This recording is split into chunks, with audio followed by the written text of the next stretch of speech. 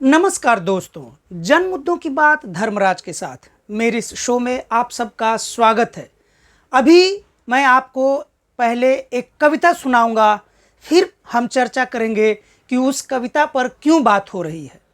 कविता है ठाकुर का कुआं, जिसे भारत के बहुत ही हिंदी के प्रसिद्ध कवि ओम प्रकाश वाल्मीकि जी ने लिखा था। ओम प्रकाश वाल्मीकि जी का जन्म सन 1950 ईस्वी में हुआ था और उनकी मृत्यु 2013 में हो गई थी। अभी हम ओम प्रकाश वाल्मीकि जी की जीवन पर बात नहीं करेंगे। थोड़ा सा मैंने बता दिया उनका जन्म और वो कब गुजरे, ताकि आपको ये समझ में आ सके कि उनका स्ट्रगल कितने वर्षों का अपने जीवन में रहा। आइए सुनते हैं यह कविता। ठाकुर का कुआं, ओम प्रकाश वाल्मीकि। चूल्हा मिट्टी का, मिट्टी तालाब की, तालाब ठाकुर का। भूख रोटी की, रोटी बाजरे की, बाजरा खेत का, खेत ठाकुर का। बैल ठाकुर का, हल ठाकुर का, हल की मूठ पर हथेली अपनी, फसल ठाकुर की। कुआं ठाकुर का, पानी ठाकुर का, खेत खलिहान ठाकुर के, गली मुहल्ले ठाकुर के। फिर अपना क्या, गांव, शहर, देश। यह ओम प्रकाश वाल्मीकि की कविता ठाकुर का कुआं, जिसे ओम प्रकाश वाल्मीकि जी ने 1981 में लिखा था। आपको आश्चर्य होगा कि अचानक से मैं यह कविता आपके सामने क्यों पढ़ रहा हूं। इसी कविता पर बिहार की राजनीति में घमासान मच गया है। बिहार के ही सबसे बड़े पार्टी राजद के राजपूत नेता आनंद मोहन ने प्रोफेसर मनोज झा, जो राजद के ही राज्यसभा सांसद हैं, ने जब यह कविता विमेन रिजर्वेशन बिल का विरोध करते हुए पढ़ी, तो आनंद मोहन जी को कोई और बात नहीं चुभी, बल्कि यह कविता चुभ गई है। और पिछले 2-3 दिन से यह विवाद थमने का नाम नहीं ले रहा है। अगर हम देखेंगे कि इस विवाद पर अभी तक बिहार की राजनीति में क्या क्या हो चुका है, तो राजद के सुप्रीमो श्री लालू प्रसाद यादव जी का भी बयान आ चुका है, जो सीधे प्रोफेसर मनोज झा जी को बचाव में बयान दे रहे हैं। अगर हम देखेंगे कि आज क्या हुआ है, तो खबर आ रही है कि भाजपा ने ठाकुर का कुआं इस कविता पर पढ़ने के लिए राजपूतों का सेंटिमेंट हर्ट हुआ है। इस आरोप में मनोज झा पर एसएसपी पटना के एसएसपी ऑफिस में शिकायत भी दर्ज करने की खबर सामने आ रही है। बहरहाल इस एसएसपी की खबर का क्या होगा, यह तो दूर की बात है। हम सभी जानते हैं कि यह पूरी तरीके से एक राजनीति है। आइए समझते हैं कि इस राजनीति को कैसे देखा जाए। तो सबसे पहले हम देखेंगे कि जब भारत के नए संसद का उद्घाटन हुआ, तो उस नए संसद के विशेष संसद सत्र में कई प्रकार की आलोचनात्मक बातें भी हुई हैं, गंभीर बातें भी हुई हैं। उसी नए संसद में एक भाजपा के सांसद ने जहां गाली गलौज से कुंवर दानिश अली को पूरे देश के सामने बेइज्जत किया, उसी समय रमेश बिधूड़ी, जिस भाजपा सांसद ने कुंवर दानिश अली को गाली दिया, उन पर अभी तक किसी भी प्रकार की कार्रवाई नहीं हुई है। सबसे आश्चर्य की बात है कि विमेन रिजर्वेशन बिल पर जितने भी सांसदों का बहस हुआ था, जिन पार्टियों के नेताओं ने अपनी अपनी बात रखी थी, उन पार्टी के नेताओं पर बहस बाद में हो रहा है। प्रोफेसर मनोज झा ने यह भाषण ठाकुर का कुआं कविता को 21 सितंबर 2023 को पढ़ा था, जबकि इस मुद्दे पर विवाद 27 सितंबर 2023 को उस वक्त हो गया जब राजद के ही विधायक चेतन आनंद, मतलब कि आनंद मोहन के बेटे जो खुद राजद के ही कोटे से विधायक हैं ने ठाकुर के कुआं को अपने व्यक्तिगत अपमान के रूप में लिया और सीधे सीधे ये कह दिया कि आखिर मनोज झा को ठाकुरों से क्या समस्या है, राजपूतों से क्या समस्या है। इस पर जब मामला तूल पकड़ने लगा तो आनंद मोहन ने अपने बेटे को कुछ समझाने के बजाय सीधे खुद मीडिया में बयानबाजी करने लगे और उन्होंने भी समाजवादी आंदोलन के हवाले से कहा कि राजपूतों का भारत के स्वतंत्रता आंदोलन से एक बहुत बड़ा योगदान रहा है, इस योगदान को नहीं भुलाया जा सकता है। आनंद मोहन ने मीडिया को एड्रेस करते हुए यह बात कही कि मनोज झा ब्राह्मण होने के कारण ही बार बार संसद में ये बात कह रहे थे कि अपने भीतर के ठाकुर को मारो, ठाकुर को मारो, ठाकुर को मारो। आनंद मोहन ने मनोज झा पर सीधा आरोप लगाया, क्या यही बात मनोज झा ब्राह्मणों के लिए कह सकते थे? आनंद मोहन यही नहीं रुके, वे यहाँ तक कह गए कि मनोज झा के बड़े पापा मतलब बड़े अंकल जो उनके पिताजी के बड़े भाई रहे होंगे कि जब वह प्रखर समाजवादी थे, वे बड़े नेता के रूप में बिहार में जाने जाते थे। आनंद मोहन ने कहा कि लेकिन जब मनोज झा के बड़े पापा प्रखर समाजवादी होते हुए समाजवादी धड़े की राजनीति से चुनकर आए तब उन्होंने कांग्रेस की बनती सरकार में शामिल हो गए थे और उन्होंने समाजवादी को लात मार दिया था। आनंद मोहन यहीं पर नहीं रुके, उन्होंने आगे कहा कि राजद के सुप्रीमो लालू प्रसाद यादव जी को यह समझना होगा कि राजद में जो छिपे हुए भाजपाई तत्व हैं, जाहिर सी बात है कि वह मनोज झा को ही इंगित कर रहे थे कि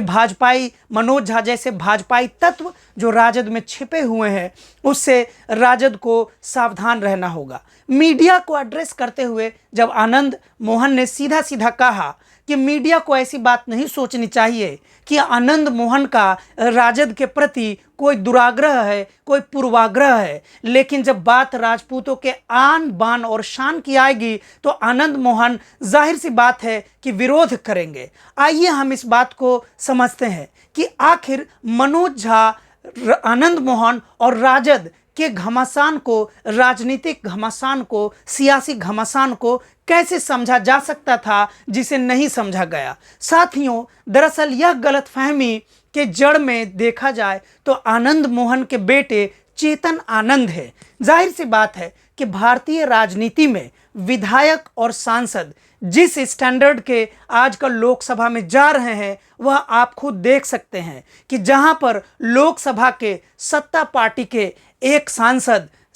लोकसभा में बहस के दौरान किसी मुसलमान को गाली गलौज कह रहे हैं, तो उसी प्रकार कई आपने हर विधानसभा, चाहे वह बिहार की बात हो, उत्तर प्रदेश की बात हो या भारत के किसी भी विधानसभा की बात हो, ऊट पटांग बयानबाजी के लिए किसी भी पक्ष के, किसी भी राजनीतिक दल के विधायक और सांसद पीछे नहीं है।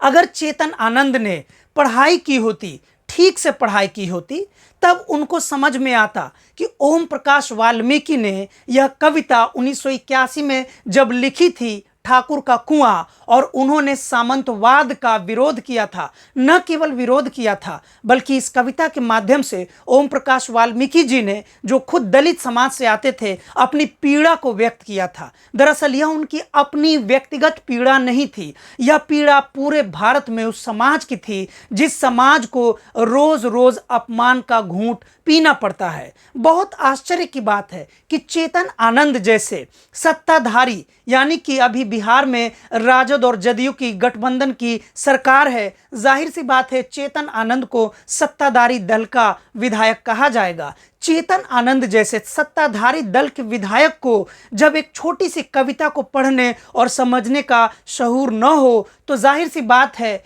कि गलत जगह पर बयानबाजी करके, गलत चीज़ों की बयानबाजी करके वो पूरे विमर्श को गलत जगह पर ले जाएंगे। बिल्कुल ऐसा ही हुआ। हम ले चलते हैं कि जब ठाकुर का कुआं का विरोध, इस कविता का विरोध अगर चेतन आनंद कर रहे हैं, तो जहां एक तरफ से मनोज झा पर प्रहार कर रहे हैं, वहीं दूसरी तरफ तरफ चेतन आनंद इस बात की तस्दीक कर रहे हैं, इस बात की पुष्टि कर रहे हैं कि ओम प्रकाश वाल्मीकि ने जो सामंतवाद के खिलाफ जो यह कविता लिखी थी, आज वह 21 सितंबर 2023 को जब यह संसद में पढ़ा गया, जब इस कविता को लोकसभा में पढ़ा गया, तो इसका अर्थ, इसका जो उद्देश्य था, कविता लिखने का उद्देश्य पूरा होता हुआ दिखता है। बल्कि यह कहा जाए कि अगर ठाकुर का कुआं कविता पढ़ के किसी सोए हुए भी सामंती के भीतर का सामंतवाद जाग रहा है, क्योंकि उसके सामंतवाद पर चोट हो रहा है, प्रहार हो रहा है, तो जाहिर सी बात है इसे कविता की सफलता ही मानी जानी चाहिए।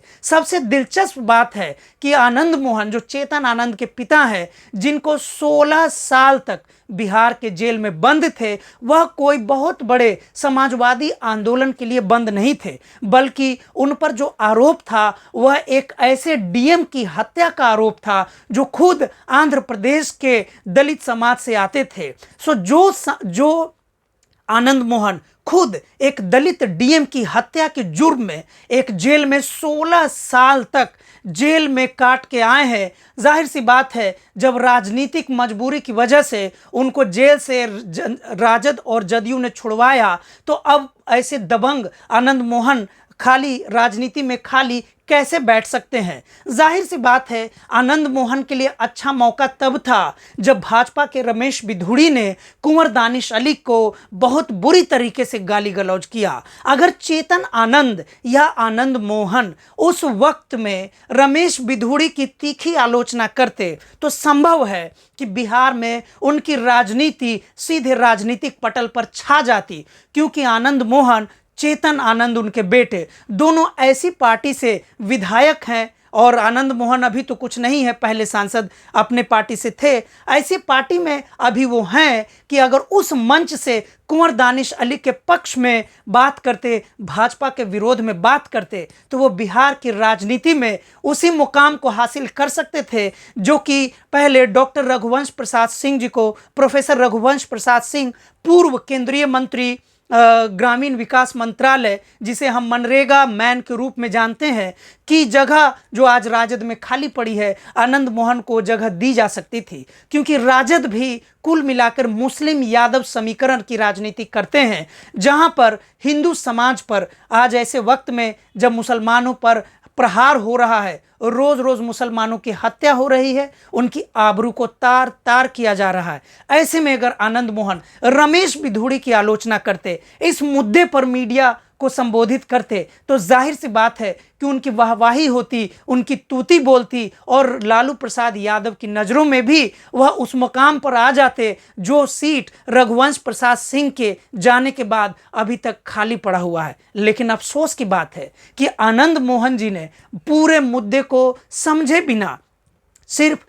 सेंटिमेंट हर्ट के नाम पर वो एक उस वर्ग को खुश करना चाहते हैं जो वर्ग पूरी की पूरी आज भाजपा के साथ खड़ी है। आनंद मोहन जी को याद रहना चाहिए था कि जिस राजपूत की भावनाओं के लिए वो आहत हो रहे हैं, वो राजपूत के किसी की भावना तब तक हर्ट नहीं हुई थी, भावना आहत नहीं हुई थी, जब 16 साल से यही राजपूत नेता आनंद मोहन, बाहुबली नेता आनंद मोहन जेल में सड़ रहे थे। उन्हें सोचना चाहिए था कि जिस भाजपा पार्टी से सबसे अधिक राजपूत जाति के सांसद लोकसभा में पहुंचे हैं, उनमें से अभी तक किसी भी राजपूत सांसद को इस बात की पीड़ा नहीं हुई थी कि हमारा अपना जाति का बड़ा नेता बाहुबली आनंद मोहन जेल में है और उन्हें छुड़ाने के लिए कोई बात की जा सकती है। बहरहाल आनंद मोहन की राजनीतिक साहित्यिक चेतना को देखी जाए, अगर उसको हम ध्यान से देखेंगे, मीडिया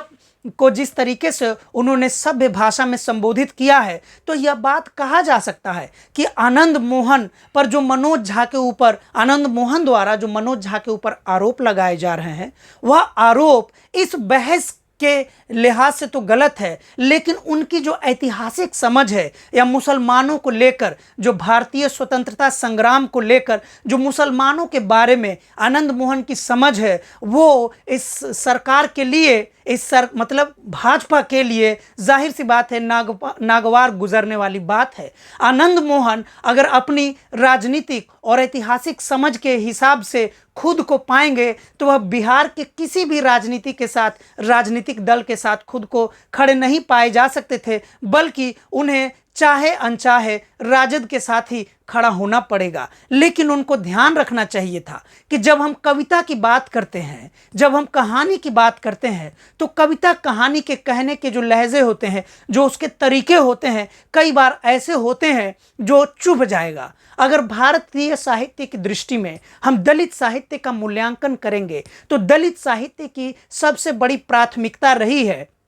कि अपनी बात को सीधे सीधे जो सामंती समाज है, जो अत्याचारी समाज है, जो शोषणकारी समाज है, जो भ्रष्टाचारी समाज है, उस पर सीधा सीधा प्रहार करना। आनंद मोहन के भीतर के ठाकुर को अगर ठाकुर का कविता से चोट महसूस हुआ है, उनकी भावना आहत हुई है, तो यकीन जानिए आनंद मोहन जी, आपके भीतर का 10% ठाकुर जरूर खत्म होगा, 20% भी खत्म हो सकता है, 50% भी खत्म हो सकता है। अगर आप आंख बंद करके आप सोचेंगे कि आपके ही ठाकुर समाज के जो उत्तर प्रदेश के नेता हैं बृजभूषण शरण सिंह, जो कुछ दिनों पहले बहुत बड़े विवाद में घिरे हुए थे, वो इस विवाद में घिरे हुए थे कि जब वह कुश्ती संघ के चीफ थे तो कैसे उन पर कुश्ती के खिलाड़ी, महिला खिलाड़ियों के साथ शोषण का आरोप लगाया गया। उस वक्त भी आप जेल से बाहर थे।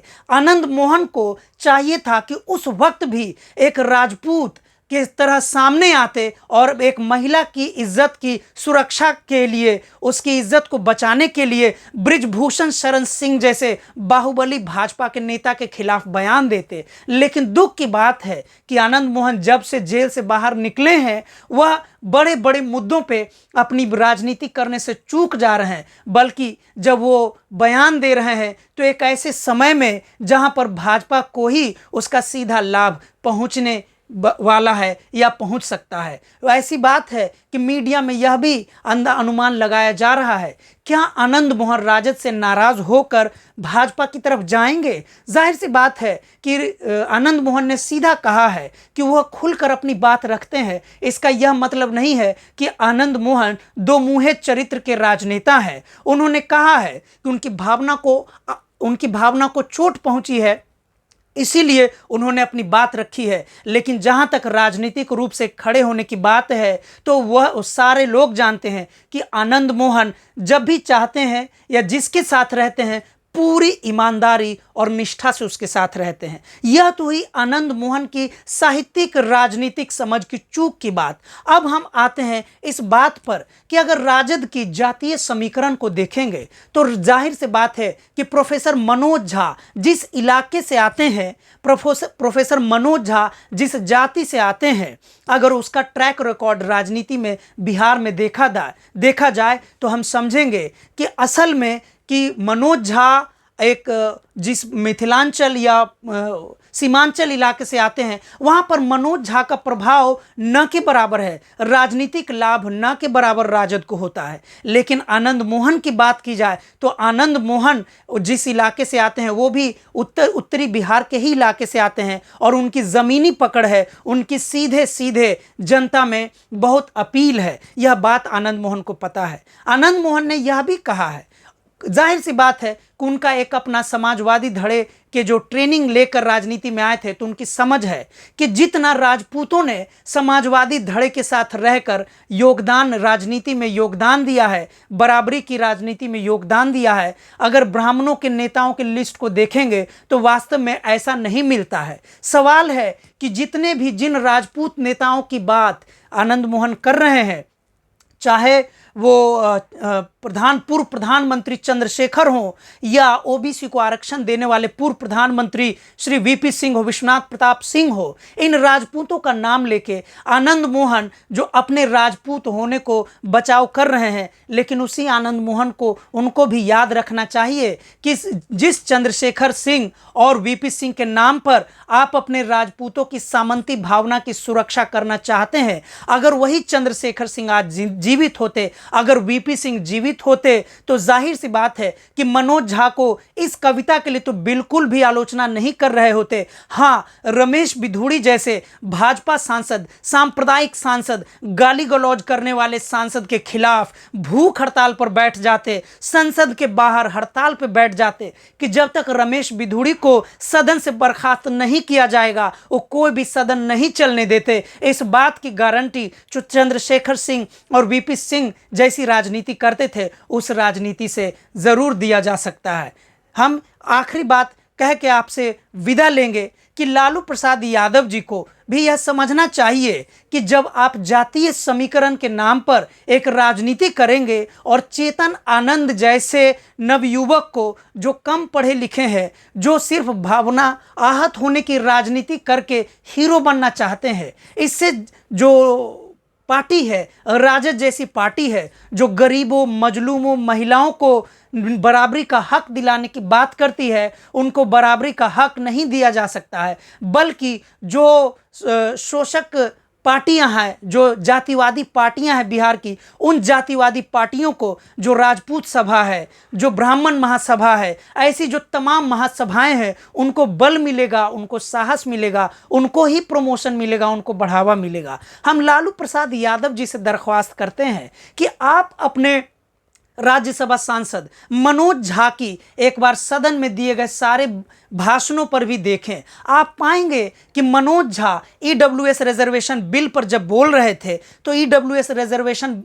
पर विरोध करते हुए उन्होंने करीब 12-13 मिनट बोला और खुलकर यह नहीं कह सके कि ये कैसे ब्राह्मण इस देश में पहले से सारे सत्ताधारी पार्टियों में है, सारे संस्थानों में बैठे हुए हैं, कुंडली मारकर बैठे हुए हैं और हर प्रगतिशील चीज़ों का विरोध कर रहे हैं। बल्कि वह कभी झुनझुन्ना बजाकर टाइम वेस्ट कर रहे थे, कभी शायरी सुनाकर टाइम वेस्ट कर रहे थे, कभी कविता पढ़कर टाइम वेस्ट करते रहते हैं। इस बार ऐसा नहीं है कि हो सकता है सांसद राज्यसभा मनोज झा जो कविताएं पढ़ते हैं वह मौजू नहीं है, लेकिन उन्हें याद रखना चाहिए कि भाजपा जैसे प्रचंड बहुमत वाली अन्यायपूर्ण सरकार में, शोषणकारी सरकार में जनता की बात को रखने के लिए एक एक सेकंड का वक्त ज़रूरी है। और जब भी सांसद राज्यसभा मनोज झा जब सदन में बोलते हैं तो उनका ध्यान अपने व्यक्तिगत वक्तृता कौशल को दिखाने में अधिक रहता है और जनता की बात रखने में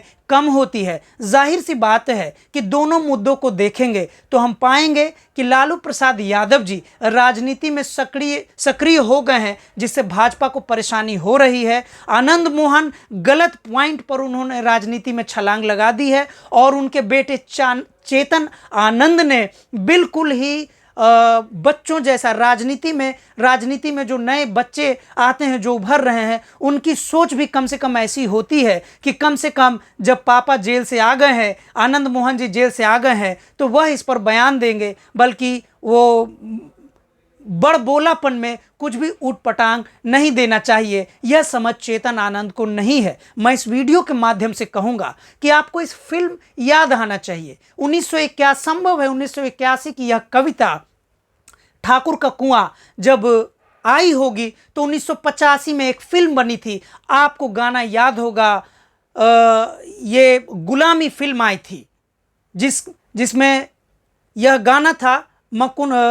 जिहाले मिस्कीन मकुन बारंजिश। इस गाने को जो सबसे हिट डुपर हिट यह जो गाना था यह गुलामी फिल्म का है। इस फिल्म में ठाकुरों का जैसा चरित्र दिखाया गया है, जैसा शोषणकारी चरित्र दिखाया गया है कि धर्मेंद्र जो नीची जाति के इस फिल्म में दिखाए गए हैं, जब वह पढ़ लिख कर गाँव वापस आते हैं तो कैसे पानी लेने के लिए जिस कुएं से रोज़ बरोज़ पानी गांव के लोग ले रहे थे, निचली निम्न जातियों के लोग ले रहे थे, कैसे उसमें एक सूअर मरा हुआ गिर जाता है तो उस गांव के लोगों को पानी पीने के लिए कोई दूसरा कुआं नहीं होता। जब यही निम्न जाति के लोग अपनी पीड़ा लेकर रंजीत के पास जाते हैं तो रंजीत उन्हें कहता है कि वो जो ठाकुर का कुआं है वहाँ से पानी ले आओ। जब वहाँ गांव के लोग पहुँचते हैं तो ठाकुर उन पर गोली बरसा देते हैं, लाठी डंडे बरसा देते हैं। जब वापस रंजीत जो धर्मेंद्र